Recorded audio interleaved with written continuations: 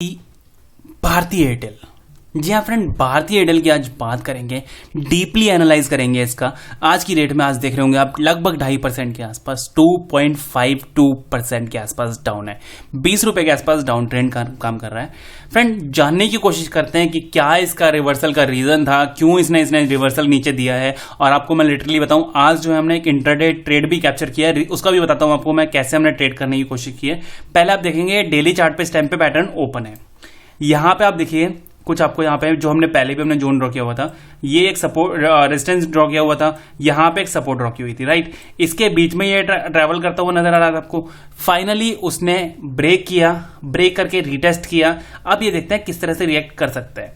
चलिए अब देखते हैं यहाँ पे क्या क्या यहाँ पे मतलब जो सिनेरियो है वो बन सकते हैं। देखिए अगर इसको जूम आउट कर लेते हैं तो इसका ये एग्जैक्ट रेजिस्टेंस पे आ चुका है। ये जो रेजिस्टेंस पहले हुआ करता था वो सपोर्ट के तौर पे काम कर रहा है।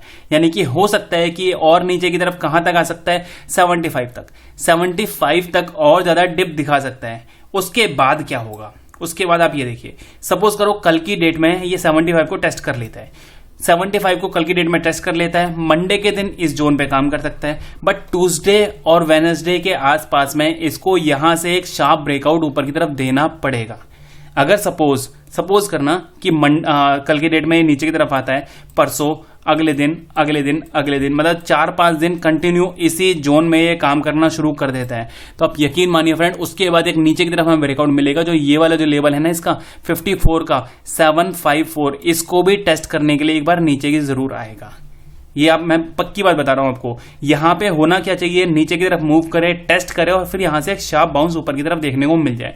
अगर इसने यहां पे होल्ड किया, यानी कि कुछ टाइम पास किया इसने इस जोन पे, तो आप यकीन मानिए उसके बाद एक नीचे की तरफ हमें ब्रेकआउट देखने को मिलेगा। इस लेवल को टेस्ट करता हुआ फिर से हमें देखने को मिलेगा। अब बात करते हैं बाइंग की और सेलिंग के लेवल की। अभी हम बात कर रहे हैं लॉन्ग टर्म वे में, ठीक है ना फ्रेंड, लॉन्ग टर्म की बात कर रहे हैं। अभी इंट्राडे की और शॉर्ट टर्म की बात भी अभी थोड़ी देर रुकी है, अभी इसको जूम आउट करेंगे और 15 मिनट के चार्ट पे पहुंचेंगे जब हम बात करेंगे उसके बारे में। अभी मैं आपको बताऊं बाइंग का सिनेरियो क्या है। बाइंग का सिनेरियो फ्रेंड यहां देखिए, अभी आज की डेट में काफी लंबा इसने 2.5% के आसपास डाउन मूव दिया है। कल किस किस कंडीशन पे हो सकता है, फ्लैट ओपन हुआ, अब नीचे आ जाएगा, ये नीचे ही आएगा। अगर फ्लैट ओपन होता है नीचे आएगा। गैप डाउन ओपन हुआ इस जोन के आसपास में, साइडवेज काम कर सकता है। अगर गैप अप ओपन हुआ, सबसे अच्छा केस गैप अप ओपन हुआ। अगर गैप अप ओपन हुआ, दो केस बनते हैं, या तो नीचे आ जाएगा इसको टेस्ट करने के लिए, ऊपर निकल जाएगा इस जोन को क्रॉस करके। हम जो है अब बात करते हैं, देखिए अगर गैप अप यहाँ पे फ्लैट यहाँ पे ओपन हुआ, गैप अप ओपन हुआ, ऊपर की तरफ निकलता है, तो जैसे इसका हाई लेवल है इसको ब्रेक करेगा तब हम बाइंग कर सकते हैं।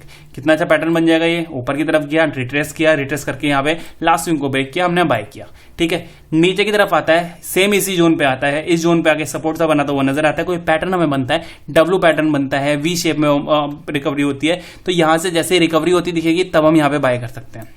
लेवल्स अभी डिटेल में अगर देखिए, लेवल्स की अगर मैं बात करूं, क्या लेवल है, 84 से लेके और 75, यानी कि 84 और 75 का बीच का जो जोन है, यहां पे अच्छी बाइंग है। यहां पे अगर ऊपर की बात करें टॉप की, तो एक सेकेंड, ये है टॉप 1820 के ऊपर बाइंग है, 1784 और 1775 के बीच में बाइंग है। और उसके बाद अगर ये ब्रेक होता है तो नीचे की तरफ अगर आता है तो हो सकता है ये 1755-54 को भी एक बार टेस्ट करने के लिए नीचे आ जाए।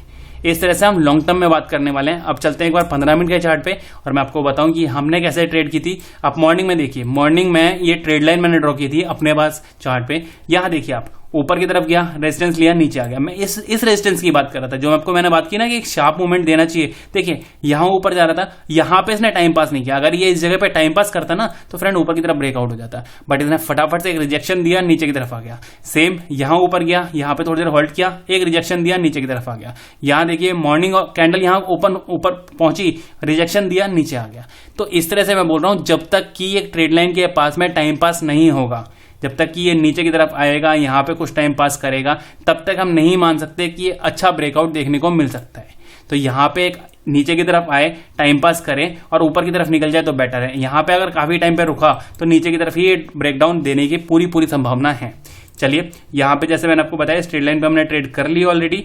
अब यहां पे अगर बात करें अगर बाइंग की और सेलिंग की, कल फ्लैट ओपन हो नीचे की तरफ जरूर आएगा। 75 तक के टारगेट के लिए हम यहाँ पे ट्रेड कर सकते हैं कल की डेट में अगर फ्लैट ओपन होता है। गैप डाउन ओपन हुआ इस रेंज में 75 की रेंज में ओपन हुआ, यहाँ पे हम बाइंग देखेंगे, सेलिंग के लिए बिल्कुल भी नहीं देखेंगे। और अगर ऊपर की तरफ ओपन होता है यहाँ पे अगर लगभग 800, 805, 810, 795 के आसपास ओपन होता है तो हमें वेट करना होगा इधर ऊपर की तरफ ब्रेक करने का या फिर नीचे की तरफ ब्रेक करने का।